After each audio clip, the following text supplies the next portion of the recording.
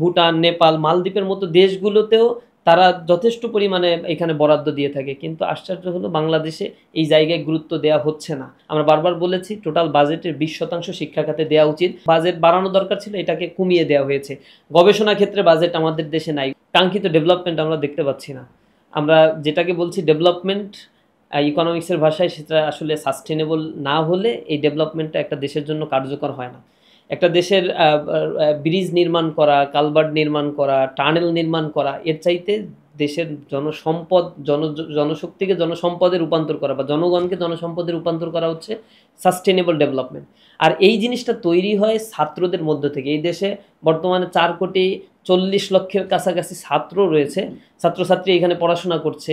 তাদের সাথে অনেক স্টেক জড়িত, শুধু ছাত্র না, তাদের সাথে শিক্ষক জড়িত, বিভিন্ন কর্মকর্তা কর্মচারী জড়িত, তাদের সাথে একটা বড় ইকোনমিক হাব জড়িত।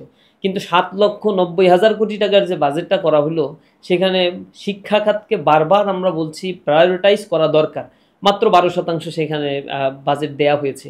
জিডিপির টোটাল জিডিপির তুলনায় এটা হচ্ছে 1.53%। তো এটা অন্যান্য আমাদের পার্শ্ববর্তী দেশের তুলনায় টোটাল জিডিপির হিসাব অনুযায়ী তো খুবই নগণ্য।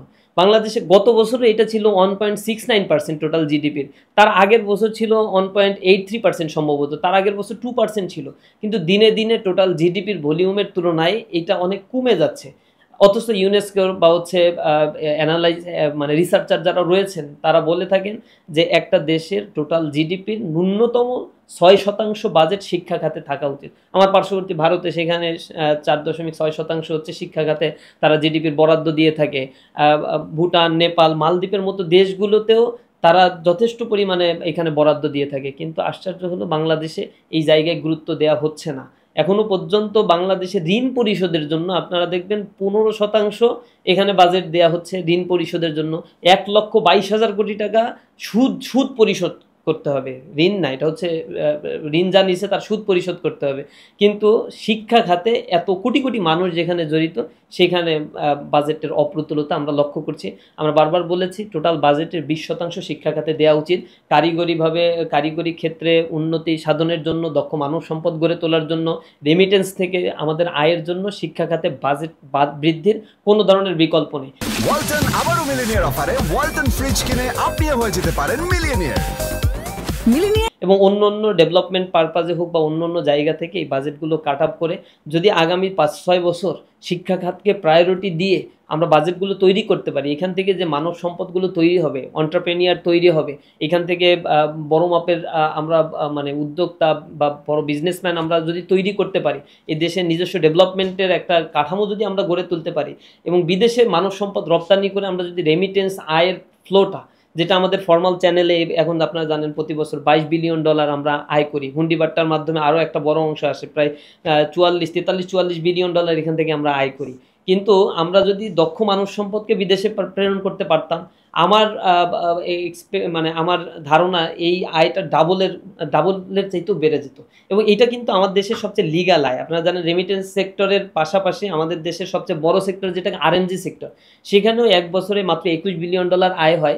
কিন্তু রপ্তানিমূলক যে জিনিসপত্র, ইকুইপমেন্ট যেগুলো কিনতে হয়, তার জন্য আবার $18 বিলিয়ন আমাদের কিন্তু বিদেশে আবার দিয়েও দিতে হয় ইকুইপমেন্ট কেনার জন্য, কারণ আমাদের দেশে এই মেশিনারি তৈরি হয় না, আমাদের দেশের কোনো ডেভেলপমেন্ট নাই, বা এই জিনিসগুলো র ম্যাটেরিয়ালস আমরা প্রসেসিং করতে পারি না। সুতরাং এইখানে আমার ইকোনমিতে মাত্র 3% এখানে ভ্যালু অ্যাড হয়, আর মানে $3 বিলিয়ন ভ্যালু অ্যাড হয়, আর রেমিটেন্স হচ্ছে টোটালটাই হচ্ছে আমার আয়ের ক্ষেত্র। সুতরাং আমার যেহেতু এক্সট্রা ম্যান পাওয়ার রয়েছে, এক্সট্রা ম্যান পাওয়ারকে যদি মানব সম্পদে রূপান্তর করা যায়, তাহলে বিদেশ থেকে এখানে রেমিটেন্সের মাধ্যমে অনেক আয় সম্ভব। 30 লক্ষ বেকার বাংলাদেশে বসে আছে অনার্স মাস্টার্স পাস করে, কিন্তু আশ্চর্যজনক এই 30 লক্ষ বেকারকে কারিগরি শিক্ষায় শিক্ষিত করে আমাদের সামনে টেকনোলজির যে বিশাল হাব তৈরি হওয়ার কথা, ঋণ নিয়ে তারা এই বাজেটটা সাজানো হয়েছে। আমাদের দেশে এখন পর্যন্ত 18 লক্ষ কোটি টাকা হচ্ছে ঋণ হয়ে আছে। আবার এই বাজেটে 2 লক্ষ কোটি টাকা যদি ঋণের অ্যাড হয়, তাহলে 20 লক্ষ কোটি টাকা একটা দেশের ঋণ হয়ে আছে। সুতরাং এই ঘাটতি বাজেটের এই জিনিসগুলো আমাদের দূর করতে হবে। ব্যালেন্সটা বাজেটের ঠিক করে নিয়ে আসার জন্য দীর্ঘমেয়াদী একটা পরিকল্পনা নেওয়া দরকার। ভঙ্গুর অর্থনৈতিক কাঠামোকে গড়ে তোলার জন্য ইকোনমিক জোন গড়ে তোলার পরিকল্পনা এই বাজেটের মধ্যে সুস্পষ্ট থাকা উচিত। তবে হ্যাঁ, কিছু পজিটিভ দিক এই বাজেটের মধ্যে আমরা দেখতে পেয়েছি। করার জন্য বাজেট বাড়ানো দরকার ছিল, এটাকে কমিয়ে দেওয়া হয়েছে। গবেষণা ক্ষেত্রে বাজেট আমাদের দেশে নাই, উচ্চশিক্ষার ক্ষেত্রে আমাদের বাজেটের অপ্রতুলতাকে দূর করতে হবে যদি এই দেশের কাঙ্ক্ষিত উন্নয়ন করতে হয়। তো আমরা সরকারের কাছে আবেদন জানাই, জোর দাবি জানাই, এই বাজেটটা রিভাইজ করে অবশ্যই যেন শিক্ষা খাতে বরাদ্দ অনেক বেশি বৃদ্ধি করা হয় এবং প্রায়োরিটি সেক্টর অনুযায়ী এই সেক্টরকে সবচেয়ে বেশি অগ্রাধিকার এই সরকার দেবে, এটা আমাদের প্রত্যাশা।